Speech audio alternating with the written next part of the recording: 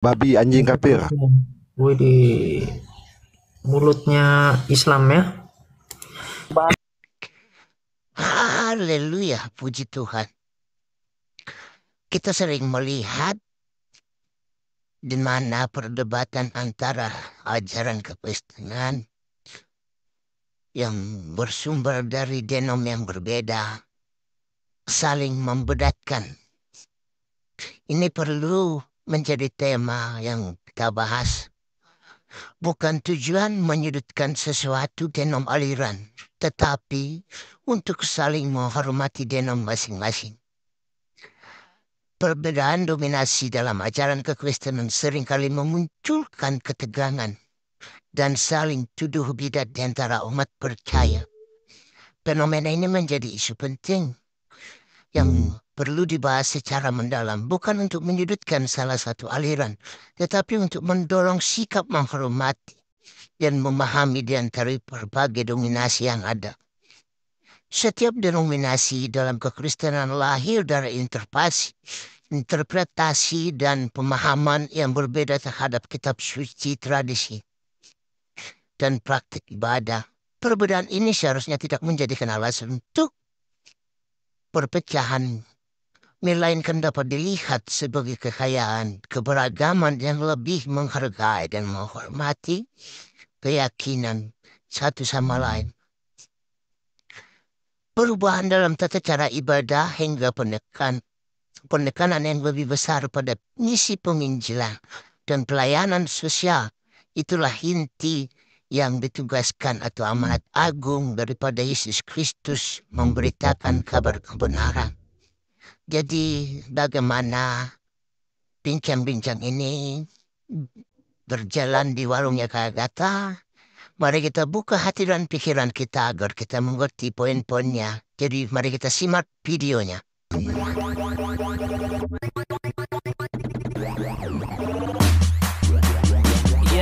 Let me do that.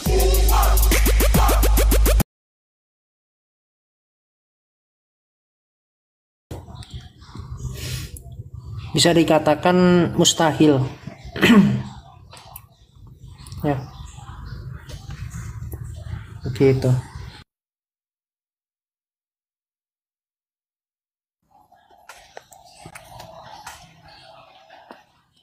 Oke lah, intinya dari diskusi lintas agama itu bermanfaat. Jadi jangan ragu-ragu ya. Ibrani 6 ayat 4 sampai 6 tadi yang dibacakan. Untuk apa? Untuk supaya orang-orang Kristen lebih tahu tentang iman Kristen dan juga tahu juga tentang perbandingan agama dengan Islam seperti apa. Atau juga misalkan sering juga membahas tentang ateis gimana, Hindu, Buddha juga beberapa kali juga bahas juga terkait perbandingan agama.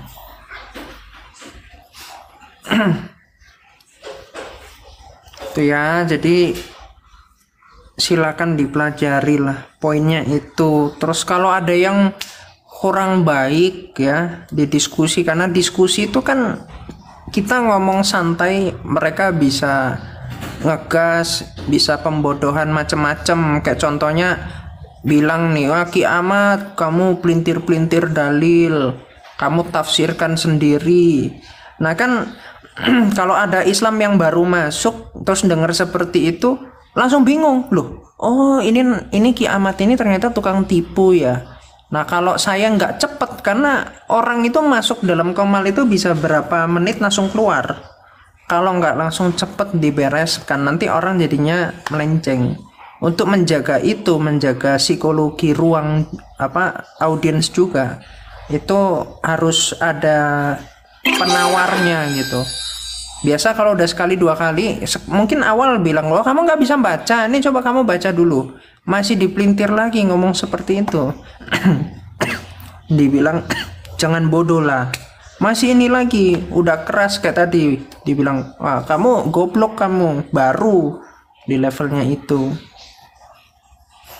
Makanya ada step by step. Gitulah. Jadi ambil baiknya aja, yang kayak begitu-begitu kayak ad hominem gitu, nggak usah dicontoh, itu hanya untuk apa ya, reparasi aja lah.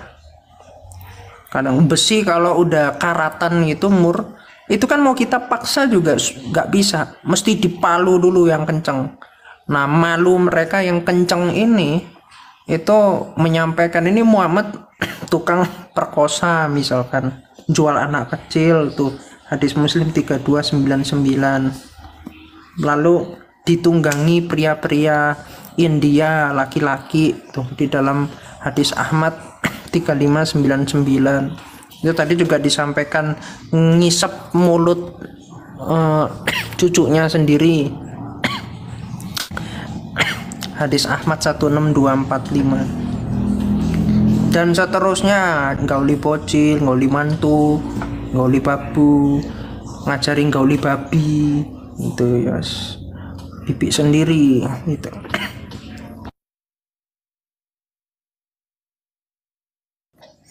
Poinnya itu. Oke, ini apa tausiah ada yang mau disampaikan lagi? Kalau sudah Segitu aja Gurunda, nggak ada yang mau aku sampaikan. Oke, thank you ya tausiah. Terus bersaksi, jangan ragu-ragu ya untuk memurtadkan Islam, apalagi kalau ada saudara yang masih Islam, itu PR besar itu ya. Selamat malam, sebentar ya Pak Pohon Kayu, ini ke Pak Edward. Pak Edward dulu ya. Selamat malam Pak Edward. Selamat malam Ki, Ki. Saya monitor aja Ki. Ini tempat diskusi Pak, bukan tempat apa nongkrong. Oke. Apa yang mau disampaikan Pak?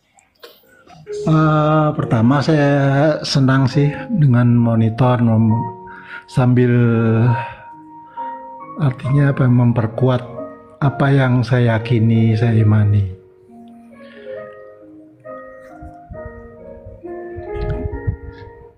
Halo? Iya Pak, puji Tuhan ya, kita terus teguh dalam Kristus ya. Amin. Terus gimana, Puji Pak? Tuhan.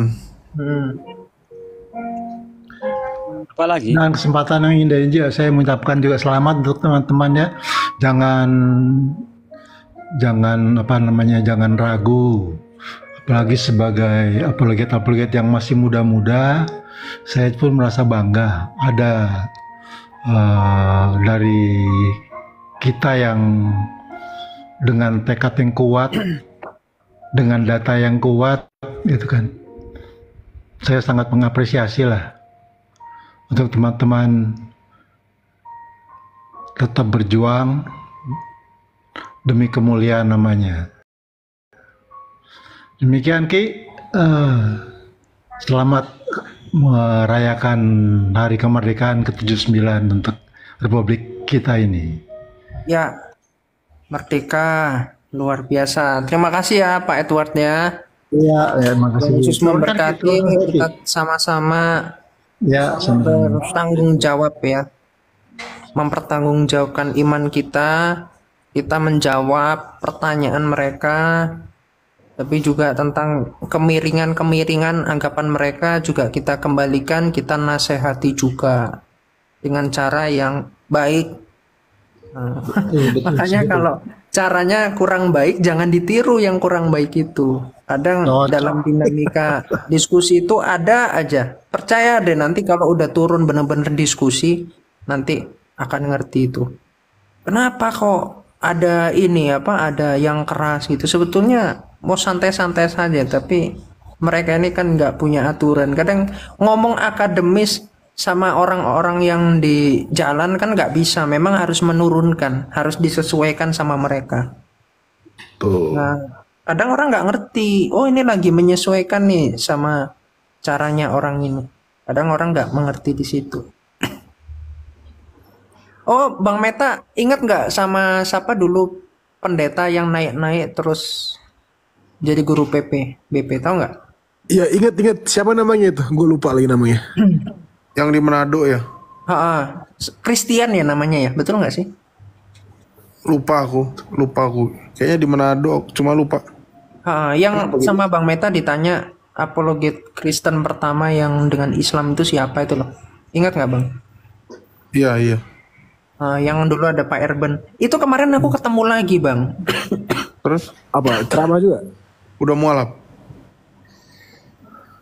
Dia di rem Islam, ya. Tuhan Yesus itu dikata-katain, dia malah ketawa-ketawa. Jawabnya ngawur pokoknya, asal bunyi aja dia. Oh, nyamar. Bukan nyamar, dia Kristen. Kristen dia pendeta. Tapi pas dihujat, dia tuh gimana ya? Dia berpikir dengan dia menyamar kelihatan blow on, terus orang akan berempati. Dia punya ekspektasi seperti itu. Ini kan konyol nih. Sejak kapan? Dengan ketidakmampuan menjawab, terus gaya tolol, itu orang akan berempati gitu loh. Yang ada malah mereka kulitin terus. Malah lucu gitu loh dilihatnya. Itu salah satu contoh ya.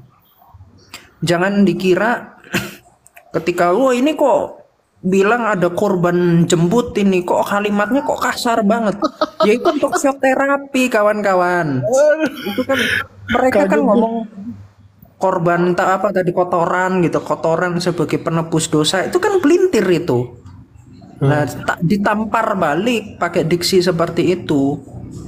Muhammad ini tukang perkosa. Nah, itu. Jadi harus tahu bahkan dalam berdebat itu nggak sesimpel itu, banyak jalan yang udah dipikirkan, ini akan plan A, B, C, D, E, F, G. Tinggal mana yang mau didulukan. Kadang orang kan baru tahu dikit, cuman tahu 1, 2. Kalau udah yang ini dalil udah banyak di otaknya, tinggal ini gitu, mana yang terbaik, yang pas gitu. Jadi nggak bisa orang awam asal menilai aja. Kalau belum jadi guru, belum ini belajar betul-betul belum bisa menilai. Guru itu yang bisa menilai. Jadi saya heran itu dihujat kekristenan malah ketawa-ketawa, parah itu. Astaga. Soalnya gini Ki, aku nggak terlalu percaya karena Islam itu udah mulai pakai cara-cara kotor kan, jadi pakai nama pendeta inilah, bahkan pakai foto orang lah. Itu banyak Ki, makanya aku pun nggak yakin kalau itu Kristen. Ya sorry Itu ya. real, memang Kristen. Dia ada fotonya, dia ada ini khotbahnya apa? Ada itu di VT-nya dia. Suaranya sama? Sama, orang dia on cam kok. Oh yaudah. Nah. Terus dia bilang, kiamat nggak bagus kamu seperti itu. Aku mau ini kan dia ya, Islamnya langsung mute aku. Terus Islamnya malah ngomong gini, semoga nanti Pak Christian dapat hidayah, amin gitu. Diem aja dia. Parah. Orang itu ya, aku selain debat dia, aku sebenarnya tuh nginjili dia loh. Secara nggak langsung itu aku naik ke atas, bener-bener aku naik ke atas. Karena dia di-push, dia nggak bisa apa-apa. Aku ngomong sedikit. Walaupun dia ngatain aku, seenggaknya ada sesuatu yang akan jadi. Dia tahu aku Kristen. Dia juga pendeta. Seenggaknya apa yang aku katakan itu menjadi pertimbangan entah kapan dia akan belajar.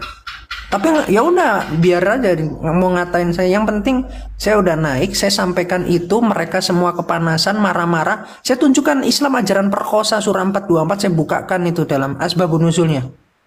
Dibilang lah, wah itu palsu, doif. Saya tunjukkan dalam footnote-nya, ini sahih Pak. Di situ marah-marah, ngata-ngatain, ngomong kalimat kasar ya, anjing apa segala macem.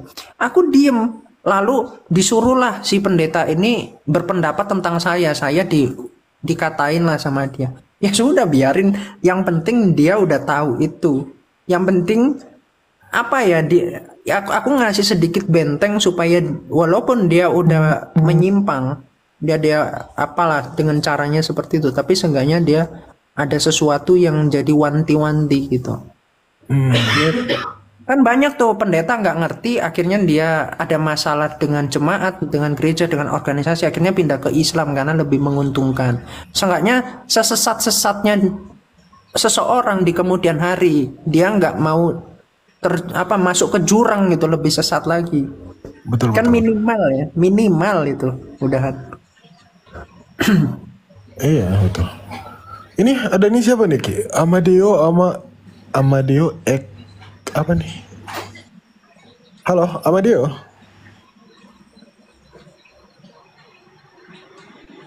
Amadeo. Tadi pohon kayu duluan. Oh, pohon kayu, sorry. Halo, pohon. Selamat malam, Shalom. Ya, selamat malam, Alkosos 30. Ya, silakan. Bang Veslav ya kemarin kan ngomong tuh tadi malam pembawa bendera pakai jilbab, ternyata benar pakai jilbab sekarang. Tapi puji Tuhannya sih yang ngangkat benderanya diganti, yang pakai jilbab diganti, yang orang Kaltim asli tanpa pakai jilbab. Itu prolog saja, bukan itu benarnya. Pertanyaan saya itu kadang gini Bang, nomor pertama ada dua sih pertanyaan saya. Pertama itu masalah reform Injili Bang.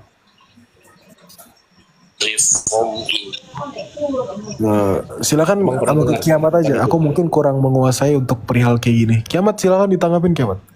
Buset. Bang Meta aja, silakan Bang Meta. Gue gak berani kali.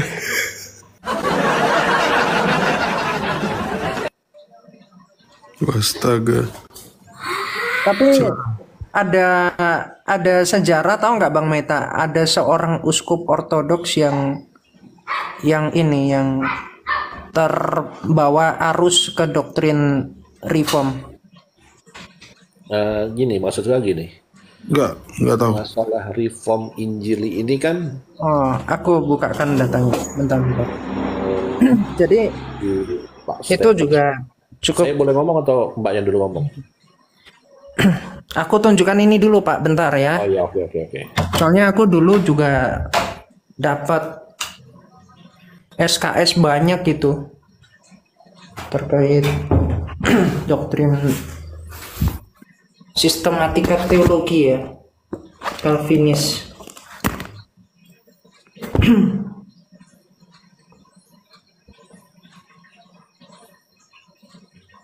Ini aku bukakan datanya nih.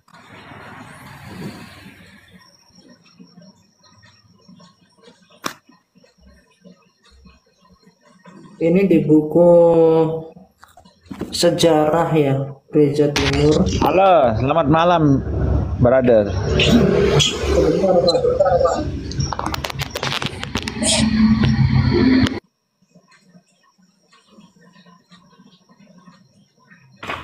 Lampiran. Wah, ini ya.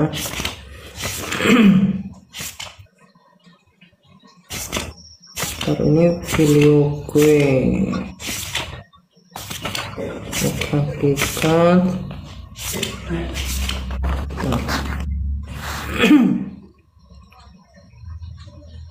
Nah, ini. Buka dulu kameranya.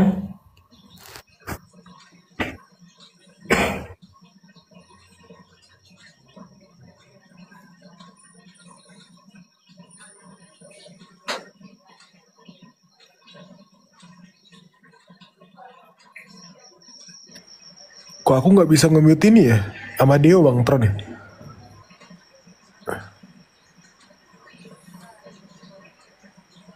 Bang Tron, coba dong mute si Amadeo tuh. Sudah nonaktif dia.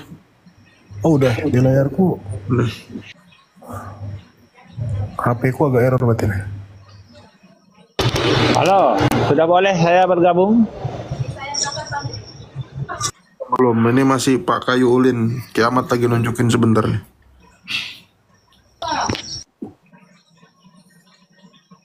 Piran Sem.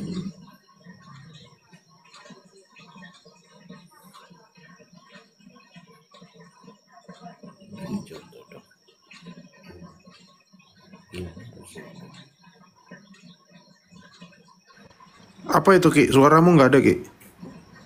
Itu kau mute Ki. Aku tadi nunjukin halaman sama depannya itu. Nah, ini tentang ini ya, tentang umat Protestan dari tradisi Calvinis percaya bahwa Allah telah memilih dan seterusnya ya. Ini tentang takdir nih, makanya aku paling nggak suka tentang takdir. Dan tadi aku menunjukkan tentang sejarah ya, seorang uskup. Ini supaya kita pun hati-hati. Nah ini patriark nih. Nih, di sini dikatakan nih, sebagaimana yang sudah kita pelajari bahwa gereja ortodoks hanya memiliki dua dogma saja, yaitu keesaan Allah dalam Tritunggal dan dua kodrat Kristus dalam satu hipostasis dalam penjelmaannya. Berdasarkan dua dogma ini serta dalam terang ajaran ketujuh konsili gereja purba dari Nikea 325 sampai dengan Konstantinopel 787 yang merumuskan, ini Nikea ini harusnya 787, yang merumuskan, membela, membentengi dan menjabarkan ajaran rasulia yang dipelihara gereja dari penyesatan kaum bid'ah yang menyerang ajaran rasulia itu, dan dalam terang ajaran segenap para bapak gereja serta dalam terang naskah liturgisnya. Gereja ortodoks menjabarkan segenap ajaran yang berasal dari kitab suci itu. Tak ada ajaran individualistik atau pendapat perseorangan dalam gereja ortodoks. Semua adalah ajaran am, keyakinan bersama yang berasal dari para rasul, sehingga seorang patriark pun seperti halnya Kyrillos Lukaris, kalau mengajarkan sesuatu yang bertentangan dengan iman am yang satu ini, akan dipecat dan dikucilkan. Nih, ini yang dia yang menerima predestinasi ini, Kyrillos Lukaris. Nih, di sini ada nih, nah ini kemarin itu dipelintir-pelintir sama si Pacitan. Siapa? DKC ya? Golongannya DKC itu siapa sih itu namanya itu? Sok-sokan bawa data tapi dia tuh dipelintir kebiasaan. Oh, Jackson kah? Bukan. Lupa aku namanya siapa. Dikatakan, namun tidak semua orang tidak semua orang Protestan menerima bentuk ajaran predestinasi itu ya. Ayat klasik yang digunakan untuk menunjang dogma Calvinis ini adalah Roma 8 ayat 29 dan Efesus 1 ayat 4 sampai 5. Ini sebenarnya dijelaskan udah clear dijelaskan. Ajaran inilah yang ingin dimasukkan. Ajaran inilah yang ingin dimasukkan oleh Kyrillos Lukaris ke dalam gereja ortodoks. Atas hal ini Kyrillos Lukaris dijuluki sebagai patriark Calvinis atau patriark Protestan. Gereja ortodoks tidak pernah diganggu oleh ajaran Pelagianisme. Tidak pernah diganggu oleh ajaran Pelagianisme atau semi Pelagianisme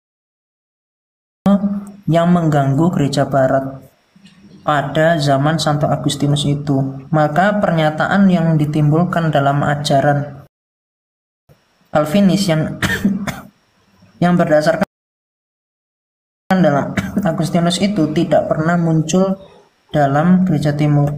Jadi sebenarnya salah sasaran. Harusnya timur itu nggak pernah ada masalah itu sejak awal, karena puncaknya itu kan adalah teosis. Sedangkan masalah itu kan dari Agustinus karena menanggapi Pelagian, lalu dilanjuti oleh John Cessan dan seterusnya. Sampai ada konsili Orange 1, konsili Orange 2 untuk membantah ini. Jadi berbeda antara pandangan, sering dibilang kalau bukan Calvinis Calvinis maka akan Arminian, padahal konsep dari timur Arminian dengan Calvinis itu berbeda. Kalau timur itu lebih ke sinergi, antara Allah yang memberikan keselamatan kepada manusia, maka manusia yang memiliki free will, dia itu meresponi keselamatan itu. Jadi berbeda pemaknaan tentang kemahatauan Allah sejak awal dengan apa yang free will-nya manusia itu. Contoh nih, saya punya peliharaan kucing. Kucing saya itu kalau lagi dengkur gimana, dia lagi seneng, dia nanti mau ke letterboxnya, misalkan mau pipis atau mau kencing, saya tahu gerak-geriknya. Nanti dia akan gimana. Saya sebagai manusia aja saya tahu dia mau gimana. Nah, Tuhan pun itu Maha tahu, tapi bukan berarti saya menggerakkan kucing saya. Seperti itu juga bukan berarti Tuhan menggerakkan manusia, bukan, tapi dia itu Maha tahu. Kok bisa kemahatauan Allah itu dihubung-hubungkan sama fatalistik? Ini kan aneh.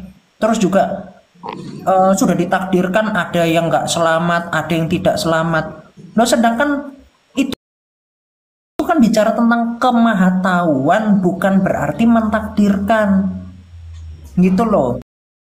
Jadi rusaknya itu di jembatan ini.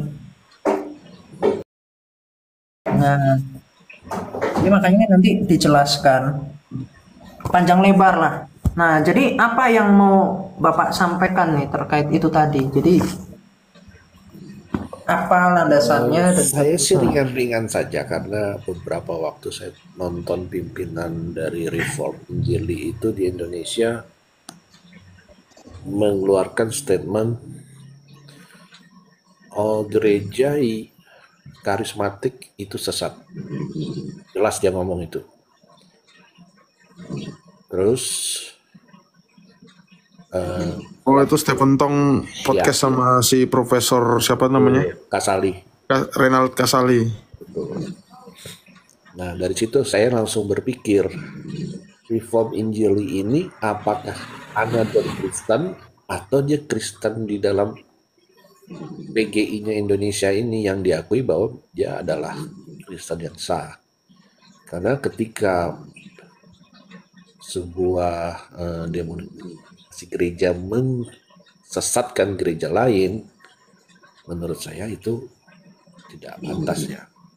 Itu sih makanya saya pengen dengar dari kakak-kakak di sini kan pintar-pintar nih, pandangannya seperti apa soal Reform Injili ini. Karena saya juga dapat wawasan. Kalau masalah histori, saya jujur saya bukan teologi ya, tapi paling tidak hanya sekedar membaca. Seperti itu. Ya, harapan saya sih ada jawabannya. Kenapa seorang pimpinan sebuah gereja, denominasi gereja berani mengungkapkan karismatik itu adalah sesat? Padahal seperti Abang Paslap kemarin ngomong, neraka dan surga itu belum disampaikan sekarang, nanti pada saat itu.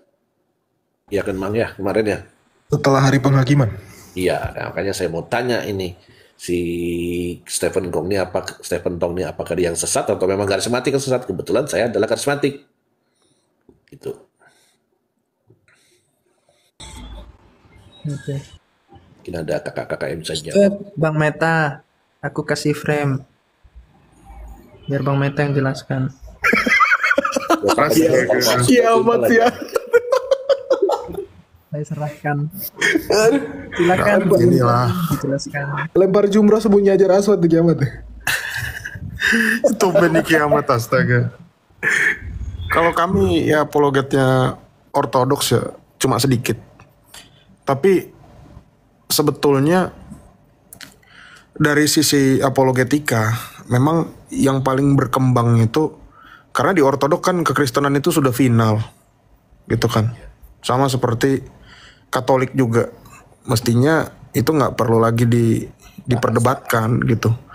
Tapi perkembangan penyebaran Kristen, penginjilan lah istilahnya ya, Kan nggak ada namanya kristenisasi, tapi kebenaranisasi kan. Perkembangan Kristen di dunia ini kan yang paling pesat saat ini memang di Protestan. Protestan di mana denomnya yang di Protestan?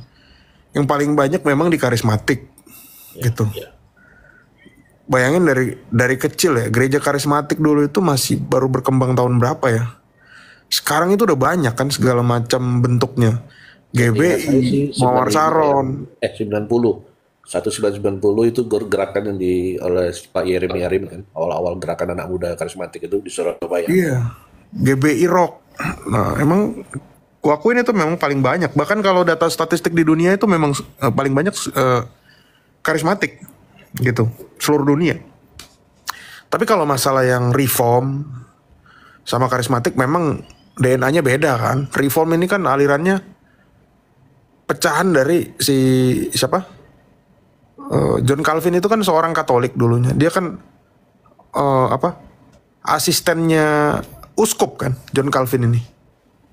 Jadi dia seorang Katolik yang memang keluar dari Katolik dan dia membantah segala bentuk penyimpangan yang dilakukan sama gereja Katolik, gitu loh. Akhirnya dia punya sudut pandang sendiri, bahkan dia mengkritisi perjamuan kudus. Makanya perjamuan kudus gereja Reform itu tetap menggunakan roti beragi kan. Terus John Calvin sendiri orangnya berjenggot, sementara orang-orang gereja Katolik waktu itu sudah pada bersih kan, nggak boleh berjenggot, wajib bercukur setiap 2 minggu gitu. Nah kalau gereja karismatik ini kan alirannya bukan dari Luther, bukan dari John Calvin juga, bukan dari Reform. Tapi karismatik ini jauh. Jadi gereja Katolik berpisah sama gereja Katolik Inggris. Gereja Katolik Inggris itu menamakan dirinya Anglikan. Anglikan nanti punya turunan lagi namanya Wesley atau apa namanya Wesley itu Metodis ya. Yang banyak di Sumatera Utara. Metodis itu kemudian punya turunan lagi Pantekosta. Pantekosta itu baru keturunannya lagi ke karismatik. Gitu, beda. Nah kalau ada tuduhan seperti itu dari si Stephen Tong, kurasa itu nggak mewakili semua Reform juga Pak. Karena GPIB itu juga Reform.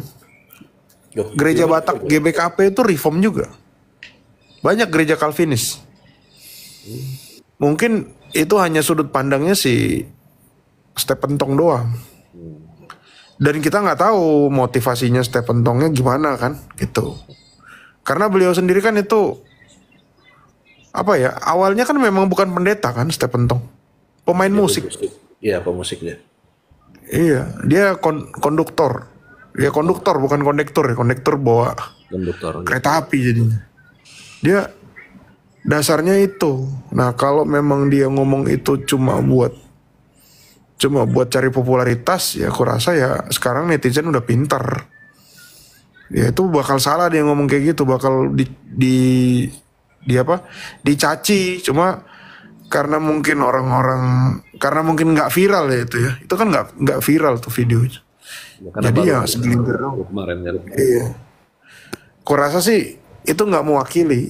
Nah kalau di gereja Ortodoks sendiri sama Protestan hubungannya gimana ya? Sebetulnya karena di tahun 1054 itu gereja Katolik yang membidatkan Ortodok. Seperti saya bilang, mestinya Ortodok yang nanya ke Protestan, apakah menurut Protestan itu Ortodok sesat, gitu. Karena yang membidatkan itu nenek moyangnya Protestan kan, Katolik, gitu. Makanya dalam lintas iman biasanya yang keras itu Katolik sama Ortodok. Kalau Ortodok sama Protestan itu di mana-mana baik-baik aja, gitu. Di mana-mana baik-baik aja. Karena apa? Karena di dalam kacamata Katolik, Ortodok itu adalah Protestan pertama dan Protestan itu adalah Protestan kedua. Jadi secara hubungan Ortodok sama Protestan itu punya apa ya? Punya kedekatan sendiri, kedekatan emosional. Terlepas memang di gereja Ortodok itu nggak, orang Protestan misalnya ibadah ya, nggak akan diberikan perjamuan kudus. Karena apa? Karena bukannya gereja Ortodoks juga menganggap Protestan itu bidat, tapi memang alasannya karena Romo itu menjaga cawannya sendiri, dia nggak boleh memberikan ke sembarang orang. Nah sekarang yang digoreng-goreng sama teman-teman Katolik adalah gereja Ortodok membidatkan Protestan dengan video yang cuma seupil. Yang saya tantang ke mereka, kita juga tantang ke mereka, ada nggak sih liturginya gereja Ortodok seperti itu, membidatkan John Calvin anatema, Martin Luther anatema? Nggak ada seperti itu. Kalaupun ada liturgi Minggu anatema, nggak ada hubungannya seperti itu, karena seperti saya bilang tadi, gereja Ortodok nggak ada hubungannya ke gereja Protestan, karena lebih dahulu dibidatkan sama gereja Roma, gitu. Cuma video satu itu doang. Makanya kalau ada yang mau memecah antara Ortodoks sama Protestan dengan video yang anatema, suruhlah dia cari video lain dengan orang lain dan Ortodok yang lain dengan cara seperti itu. Jangan malah pakai video yang tidak dilakukan di gereja, dilakukan sama orang yang dikeluarkan dari gereja, dan gerejanya juga nggak jelas dari mana itu. Karena gereja Ortodok sendiri ada banyak. Ada yang ilegal, ada yang legal. Ya, banyak yang ilegal ngaku-ngaku legal. Banyak yang nggak kanonik ngaku-ngaku kanonik. Gitu. Aku mau tanya Bang Meta, kalau Ortodoks itu perjamuan kudus di Katolik kan diperbolehkan kan, betul nggak? Iya, diperbolehkan. Nah, kenapa kalau Katolik di Ortodok nggak boleh? Berarti kan ada yang aneh tuh. Sedangkan Katolik membidatkan, Katolik Roma ya, karena Katolik itu kan sifat gereja. Mereka itu membidatkan Ortodoks, padahal yang ngasih surat Eskom itu kan sebenarnya mereka ngasih ke Hagia Sophia kan, ditaruh oleh utusannya uskup itu. Nah, tapi ternyata kalau Ortodoks komuni di sana diperbolehkan, sedangkan kalau sana ke Ortodoks nggak boleh. Nah itu yang jadi aneh. Itu yang jadi aneh. Kalau ada teman-teman gereja Roma jelek-jelekin Ortodok, lah gereja Ortodok kalau liturgi di gereja Roma itu dikasih. Artinya kenapa dulu dibidatkan, tapi begitu kita datang kok malah dikasih kan? Nggak mungkin dong secawan nama bidat. Gitu. Malah dari teman-teman Protestan yang kalau perjamuan kudus nggak bakal dikasih. Itu yang aneh. Protestan nggak dikasih, tapi Ortodoks dikasih, tapi mereka ngata-ngatain Ortodoks bidat ya. Banyak lah ini apa sih oknum-oknumnya.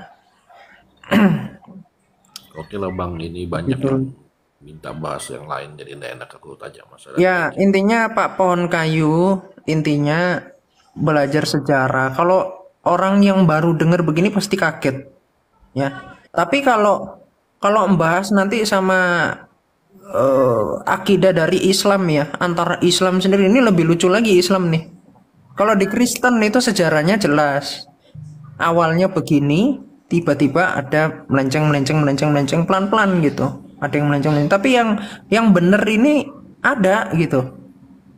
Nah, kalau di Islam ini mayoritasnya itu Asy'ari, lalu mereka membidatkan orang-orang Syiah ya. Jadi Sunni ini membidatkan Syiah, tapi mereka menolak paham dari Wahabi. Sedangkan yang mayoritas di Arab Saudi itu Wahabi. Wahabi ini mengatakan Allah itu punya fisik yang berbeda dengan manusia. Allah punya tangan, punya betis, punya mata, punya mulut, punya pantat. Itu Tuhannya orang-orang Wahabi Arab Saudi. Makanya ada tafsir ya. Nama tafsirnya itu Al-Muyassar. Itu tafsir Kementerian Arab Saudi. Teman-teman bisa lihat tuh dalam surah 50 ayat 30 dikatakan kaki Allah ada di dalam neraka. Jadi Allah benar-benar punya kaki. Yang neraka itu akhirnya orang-orang itu di samping kakinya Allah gitu. Apakah sudah penuh gitu? Masih belum penuh. Kaki Allah kecil. Akhirnya ditambahin lagi. Orang-orang masuk dalam neraka. Jadi lucu. Mereka menyatakan Wahabi itu sesat, tapi mereka kalau naik haji itu ya ke Ka'bah. Mereka nggak berani mengatakan secara apa ya, konsili gitu, misalkan mengadakan konsili. Kalau di Kristen kan ada konsili. Jadi mereka nggak berani mengadakan konsili menyatakan kalau Wahabi itu bid'ah. Ya kalau berani begitu nanti ditutup Arab Saudi untuk mazhab-mazhab di luar Arab Saudi Wahabi semua. Wahabi. Ayo Bang Tron. Kalau di Kristen itu kan Tritunggal. Nah, nanti kalau hal-hal yang terkait kayak tadi tentang predestinasi, kalau orang yang belajar itu sebetulnya akan keras banget. Nah, jadi belajar aja dulu. Kalau baru awal denger loh, kok ada ini ya, kok bisa reform itu membedakan Protestan. Jangan kaget kalau Stephen Tong yang membedakan Protestan antar reform sendiri nih. Saya kasih contoh Pak Budi Asali, itu orang reform itu. Dia pendeta reform dan dia cukup ini ya, cukup terkenal lah di kalangan reform. Pak Budi Asali sendiri membedakan Stephen Tong loh. Ada yang tahu nggak? Karena apa tuh? Itu pernah disampaikan itu. Nggak tahu, atau tanya aja langsung. Ya, berarti itu kan pemahaman pribadi mereka, berarti kan bukan masalah gereja. Makanya antar reform sendiri saling membedakan kok mereka. Jadi nggak usah pusing-pusing. Iya. Bukan gara-gara gerejanya ini, bukan gara-gara denomnya. Iya, Pak Budi sendiri punya pemahaman sendiri. Bisa ngarah-ngarah ke hyper Calvinis lah, bisa kemana, pokoknya macam-macam lah. Itu. Makanya yang dipikirkan loh, kok ada banyak paham ini, apakah Roh Kudus itu berubah-berubah apa gimana? Itu kan yang harus dicari, dipelajari. Apakah kekristenan zamannya para rasul itu seperti yang kita pahami atau yang kita terima hari ini apa tidak? Itu kan harus dipelajari sejarahnya gimana. Apa kita mau menolak sejarah? Kalau kita di zaman dulu kira-kira kita akan gimana ibadahnya? Akan gimana gitu loh. Apa ada tradisinya apa gimana gitu. Perjamuannya seperti apa? Terus sakramennya gimana? Dibilang masalah secawan nggak secawan, Islam itu secawan loh sama berhala. Iya. Iya. Betul. Karena selalu aku bilang peristiwa Fatul Mekah, penaklukan kembali kota Mekah, itu terjadi tahun berapa, Ki? 7 Hijriah. Ingat ya. Ini ketiga kali aku bilang di roomnya Agatha. Peristiwa penaklukan atau penghancuran berhala oleh Muhammad, kan ada 360 berhala, yang dihancurkan 359. Ya kan? Itu tahun 7 Hijriah. Artinya baru dilakukan tahun ke-7 setelah Muhammad hijrah ke Madinah. Nah, tapi perlu diketahui, perintah sholat itu turun di Mekah. Betul kan? Turun di Mekah dan selama 1 tahun 3 bulan, ya, 1 tahun 3 bulan, ya 17 bulan kalau nggak salah ya. Sebentar. 1 tahun 5 bulan, ya. 1 tahun 5 bulan Islam itu pindah kiblat dari awalnya ke Masjidil Aqsa yang katanya digadang-gadang itu di Yerusalem ya, padahal Allah sendiri nggak tahu ada kota Yerusalem sampai sekarang. Di Al-Quran nggak ada kata Yerusalem. Di Al-Baqarah 144 itu kan pindah ya, ke Masjidil Haram kan, betul nggak Ki? Atau Ka'bah. Nah, berarti selama mereka kiblatnya ke Ka'bah sampai penghancuran di tahun 7 Hijriah, Islam itu secawan sama penyembah berhala, betul nggak? Karena penyembah berhala juga kiblatnya ke situ. Mereka berliturgi bareng, apa istilahnya itu, konselebrasi. Uniat, betul kan? Iya. Karena semua penyembah berhala arahnya ke Mekah. Tapi anehnya Allah mengizinkan Muhammad untuk memalingkan wajahnya ke Mekah juga, ke Ka'bah. Sehingga antara penyembah berhala yang 360 penyembah berhala yang katanya iblis tadi dengan Muhammad itu punya kiblat yang sama. Mereka melakukan haji bersama, tawaf bersama, talbiyah bersama, istilam bersama. Semuanya sama. Sampai tahun 7 Hijriah, betul kan? Itu botol nggak? Yang botol siapa? Iya.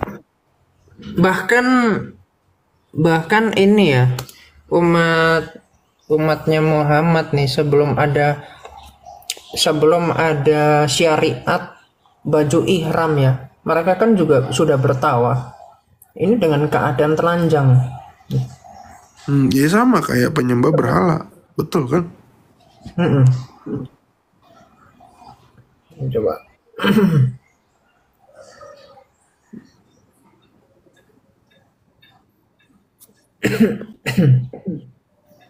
Nih ya. Tirmizi 789 nih, angkanya cantik nih. 789. Dikatakan nih. Oh, Fatslav, kenapa Fatslav? Ketik aja bang, lagi kiamat lagi narasi soalnya. Jadi katakan menyentuh Hajar Aswad. Umar menjawab, saya melihat Muhammad menyentuh dan menciumnya. Laki-laki itu bertanya, bagaimana menurutmu jika sulit untuk berdesak-desakan? Ibnu Umar menjawab, sentuhlah dengan tangan kanan. Babi anjing kafir. Wih, di mulutnya Islam ya. Bahas agama orang kafir, jangan bahas agama orang. Paham Menangis. Kau kalau nak baku hantam, tunjuk alamat kau. Ku pancung kau. Ya, saya di Makassar bang, rumah Hobbit Bolangi. Teroris ya. Mau dipancung langsung. Rahmatan lil alamin. Iya. Luar biasa, jawab nggak bisa. Ini adalah Zubair, yang mana Hamad meriwayatkan hadisnya dari Zubair, adalah orang Kufah, diberi kunyah, bisa terus dia mendengar dan seterusnya nih. Wah, ini agak panjang nih. Muhammad meriwayatkan dari hadisnya Sufyan dan para ulama yang lain. Abu Isa berkata nih, gosipnya panjang sekali nih. Hadis Ibnu Umar merupakan hadis Hasan Sahih. Hadis ini telah diriwayatkan darinya melalui banyak jalur. Diamalkan. Aku tantang, itu nomor aku tuh. Aku tantang kau. 798. Aku tantang kau, itu nomor aku. Catat, telepon aku sekarang kalau kau jago kafir. Kalau kau jantan ya, jangan ngomong agama orang kau. Ya udah, itu tadi udah dikasih alamatnya, kau datang lah. Tidak perlu. Kau telepon aku datang. Loh, kau yang datang kok jadi suruh-suruh orang Kristen yang datang. Alamat kau yang tepat, tuh telepon nomor aku. Oke. Nomor aku sekarang. Datangi saya bang ya di Makassar, rumah Hobbit Bolangi. Silakan cari di map, cari saya ya. Kau tuh di Makassar. Bisa datang. Kamu kapan bisa datang? Ya? Sok-sok dapat. Tunjuk kapan kamu bisa datang? Binatang kafir anjing. Loh, kapan kamu bisa datang? Ditunggu. Kapan kamu? Loh, kapan? Terus secepatnya, kalau bisa besok, ayo. Alamat kau anjing. Mau baku hantam kau. Tak rontokkan semua gigimu nanti. Alamat kau mano? Aku kasih nomor HP, kasih nomor HP. Bang Ela, ini nih catat nomor HP saya 0811 4492. Tunggu. Kau 0811 kalau tidak mati kau haram aku buat. 0811 4492. Kau ini ngomong bahasa agama orang apa? Sebentar, catat dulu. Tunggu. Catat. Ambil buku. 4492 08 11 4492 4492 225. Nama kau siapa? Nur Halim. Nur Halim. Bisa ini satu lagi nomornya kiamat ya. 0877. Ini nomor kiamat 0877 kasih aja Prof. 0877 26 42 7793 iya. Nama aslinya WA. Ada WA-nya. Nama aslinya Sugi. Oke. Ya. isu Kita Ki. jangan hoak-hoak jangan bahas Nama agama orang. namaku disebut loh sampean. Ayo Pak, kamu cepet, kamu kapan bisa datang? Ayo tak tunggu kamu, tak tutup kepalamu. Alamatnya dulu, Ki. Alamat kau dulu, alamat kau. Ya penting kalau nomor HP gampang, alamat kau Tadi yang udah jelas. kita bilang rumah Hobbit Bolangi. Ya, sini kau, sini deh, sini deh. Jangan Ya. jangan asal Kau hoak-hoak jangan ngomong datang agama ke sini. orang. Kau saya kasih tahu ya. Ayla, aku kasih tahu kau jangan datang sendiri. Kau datang sendiri. Kau yang bubar kau di sini. Nggak perlu. Kau Aku sendiri mati berani. itu nggak masalah. Hidup Datang, itu pasti datang. mati. Kau ngomong Datang. agama kau paling benar. Kau tunggu di mati, guys. Datang. Agama siapa yang paling benar? Ya catat ini alamatnya. Sudah aku catat. Ya, ini Ngomong catat. HP. Bentar lagi ke WA ya. Bentar lagi ke WA Ya. kamu. Timbuseng, Sebentar lagi Mata Lasang, Goa Regensi, Tunjukkan rumah KTP Hobbit masing-masing Bolangi. ya. Tunjukkan KTP Iya, iya. masing-masing. Aku orang Jambi. Iya, iya. Pantang aku ditantang. Wih, orang kubu ya bang ya. Iya, kubu memang. Jangan mentang-mentang kau sok hebat di sini. Ngomong Jambi itu platnya BH ya bang? Iya, kenapa? Kau caci Abang lagi? pakai BH nggak? Kau caci lagi? Abang pakai BH? Enggak, abang pakai BH. Ini BH pasti abang berapa? orangnya otaknya kena semua nih, Om ini. Bukan, abang pakai BH nggak bang? Astagfirullahaladzim, memang Nomor keren, memang kayak nomor gini. BH-nya Nomor berapa? plat, nomor platnya bang, astaga. Iya. Nomornya berapa? Kau Ayo, ngomong kasih. sudah tidak bagus lagi ngomong BH Udah lah kasih itu. nomor. Lo kan BH. platnya BH kan? Iya betul. Iya, berapa? BH-nya berapa? Nomornya berapa? BH berapa? Titik-titik. Berapa? Kalau aku bilang 99 4 kali kenapa? Gede banget. Nah kan, ini kalau direkam tangkap dari semua nih. Kau tunggu di WA ya. Ini kalau direkam dimanapun kamu tertangkap semua. Kamu Jangan sudah disebar, provinsi. astaga udah dikasih kok. Loh, Kamu kamu udah yang menjelekan datang kok jadi provinsi, disebar-sebar. Gimana sih kamu? Pribadi aja antara kita nanti bang, udahlah. Tolong Kan udah kawan-kawan dikasih direkam ya. nomornya. Tolong di kawan-kawan direkam nih omongan kapir-kapir nih. Iya, Oh, kan udah nyari, dikasih nyari kawan nomornya. dia nggak berani sendiri ternyata nih si Ayla nih. Penakut ternyata banci. Ayla. Ini Kau sudah Islam ya. inilah kalau Kirain mau orang yang datang normal, sendiri banci provinsi ternyata. Jawa Cinta Timur, untuk BH Ayla. pun kamu caci. Deh. BH pun kamu caci. Tunggu bang, ini kajian dulu bentar bang Ayla. Naik lagi ya. Perlu kajian. Tunggu ini kajian dulu bentar. Lanjut Ki. Iya nih, aduh. Gimana Aduh, sih? sorry, tadi nomormu kuser ya. Gak apa-apa ya. Wih parah bang Meta kok kayak gitu sih bang. Aduh. Gak apa-apa lah, buat yang nantang-nantang sekali-sekali lah. Mana Masih disebut lagi tadi nama aslinya Kiamat. malah disebut lagi nama asli Kiamat Sugi lagi. Astaga. Jangan Sorry. diucap. Sorry. Lanjut Ki. Ya jangan disebar-sebar ya. Enak-enak lagi ini lagi nunjukin dalil naik ya Islam mulutnya. Parah nih. Nah ini hadis ini sahih ya kawan-kawan ya nih derajatnya nih sahih ya. Nah ini nomornya ya 798 bukan 789 798. Dikatakan saya bersama kepada Ali dengan apa yang engkau diutus. Dia menjawab saya diutus dengan 4 hal. Tidak akan masuk surga kecuali orang muslim. Tidak boleh tawaf nih. Tidak boleh tawaf di Ka'bah dengan telanjang. Setelah tahun ini perhatikan nih. Kalimat ini ada. Itu nanti ada penjelasannya di bawah. Setelah tahun ini kaum muslim dan musyrikin tidak boleh berkumpul. Dan barang siapa yang memiliki perjanjian dengan Muhammad, maka batasnya sampai waktu yang telah ditentukan. Namun siapa yang tidak memiliki batas waktu, maka diberi batas waktu selama 4 bulan. Jadi ini dijajah ya ceritanya orang pagan Quraisy oleh Muhammad ini. Oke gitu ya. Jadi maksudnya di sini apa? Sebelum Islam itu ada,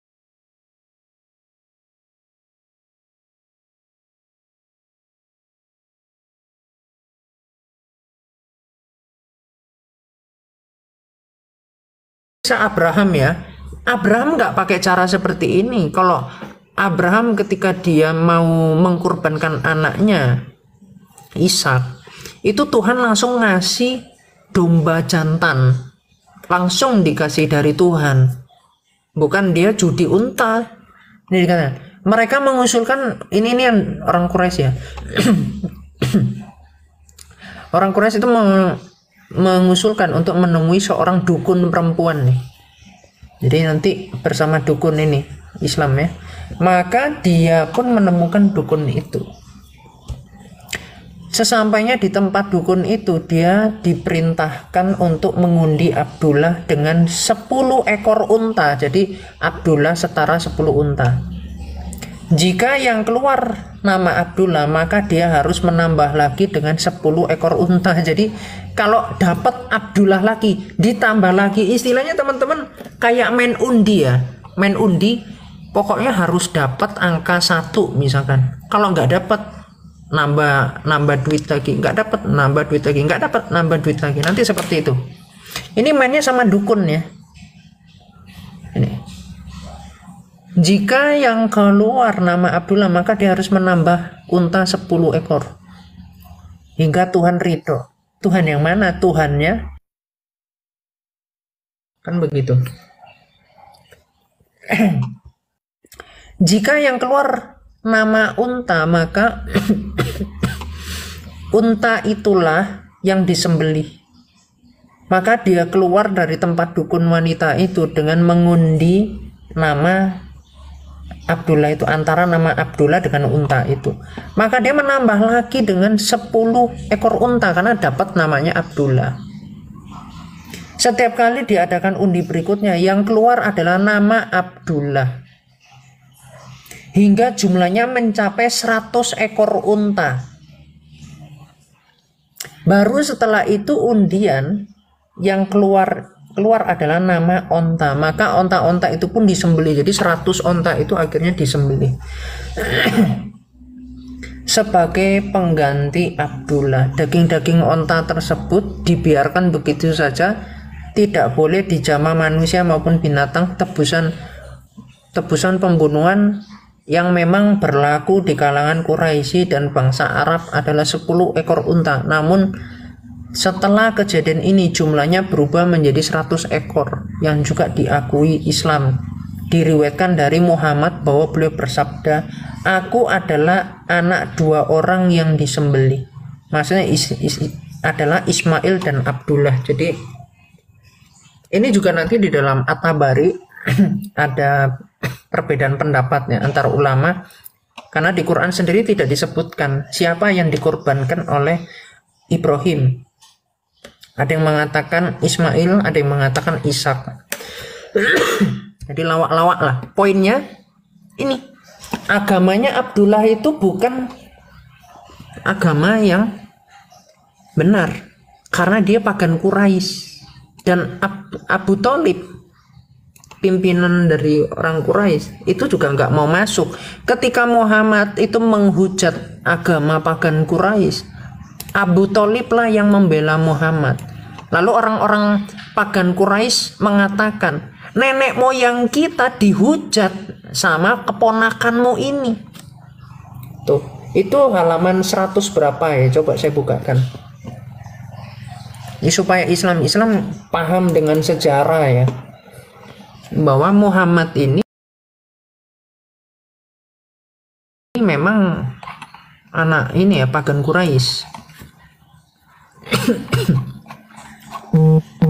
Kayak halaman 150-an ini. Nah ini.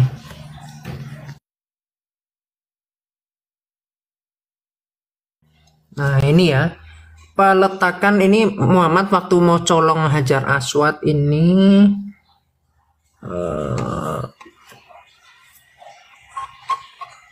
Bentar, mana ya ini?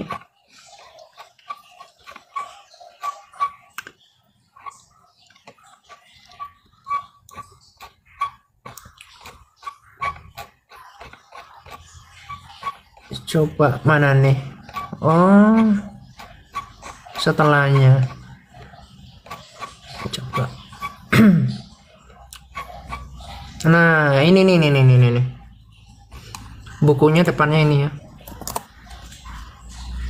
Sirah Nabawiyah Ibnu Hisyam.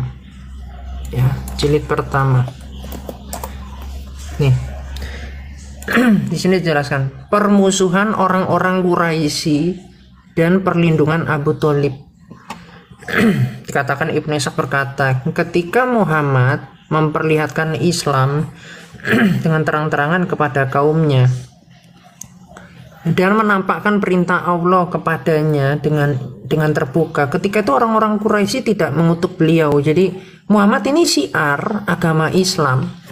Muhammad bilang, aku ketemu malaikat, malaikatnya bilang aku ini utusan Tuhan, terus Tuhan ngomong ini itu. Orang-orang Quraisy itu nggak ngata-ngatain Muhammad, nggak menyerang Muhammad. Jadi mereka ini menganggap Muhammad ini bagaikan anak ingusan ya, yang nggak jelas lah intinya gitu. Makanya dikatakan kemudian di dalam Quran juga orang Quraisy mengatakan Muhammad ini cuman bawa dongeng-dongeng orang terdahulu. Mereka aja ngomong dongeng itu. Karena mereka sudah mendengar itu semua yang dikatakan oleh Muhammad. Itu dongeng-dongeng saja, itu bukan firman Tuhan. Surah Mutafin 13 Ki ya? Hah? Surah Al-Mutafin 13. Ya, itu juga ada tadi surah 831. Macam-macam sih, banyak itu dalilnya. Yang terkait Muhammad tukang nguping juga ada surah 9 ayat 61. Jadi ketika itu orang Quraisy itu tidak mengutuk Muhammad, nggak menyerang Muhammad, dan tidak memberikan reaksi seperti yang disampaikan kepadaku. Hingga ini munculnya suatu masalah, ini perhatikan ini. Hingga suatu saat beliau menyebut Tuhan mereka dan menghinanya. Jadi Muhammad bikin penistaan kawan-kawan kepada Tuhannya nenek moyangnya sendiri. Yaitu dari apa ya? Ya orang tuanya Muhammad, kakeknya Muhammad, pamannya Muhammad, semualah. Aminah juga termasuk. Dihujat sama si Muhammad, keluarganya semua dihujat. Nah, begitulah jalan diskusinya. Jadi kalau bisa saya simpulkan, perbedaan yang ada di dalam denominasi dalam kekristenan bukan seharusnya menjadi sumber perpecahan yang inti di dalam pelayanan kita sebagai umat Kristen, melainkan kesempatan untuk saling menghormati dan memahami satu sama lainnya, dan bagaimana sejarah perubahan atau tata ibadah yang terjadi di dalam masing-masing denom kita. Itu hanyalah sebuah doktrin yang kita jalankan di dalam suatu denom atau gereja. Jadi dengan mendorong dialog yang terbuka yang berfokus pada tujuan bersama, ini penting untuk menambah wawasan kita sebagai umat-umat Kristen, bukan menjadi perpecahan. Karena kita umat Kristen dapat memperkuat persatuan di tengah keberagaman. Sikap saling menghormati ini tidak hanya mencerminkan cinta kasih Yesus Kristus, tetapi juga memperkuat gereja menghadapi tantangan bersama dalam menjalankan misi kepelayanan kita terhadap dunia. Bertujuan pada fokus pengajaran lebih mendalam dan penyederhanaan liturgi, itu adalah tenom yang dilakukan gereja di dalam pendekatan atau berinteraksi dengan umatnya sesuai dengan lingkungan setempat. Jadi, biarlah ini menjadi poin di dalam kita sebagai orang Kristen, agar kita jadi saling memahami, bukan saling membedakan, tetapi tujuan utama kita adalah memberitakan kebenaran yang bersumber dari Yesus Kristus. Dan demikianlah kiranya supaya gereja dapat menjadi tempat yang aman, rumah bagi orang-orang yang mencari kebenaran dan kedamaian dalam Yesus Kristus. Terima kasih, Tuhan Yesus memberkati kita.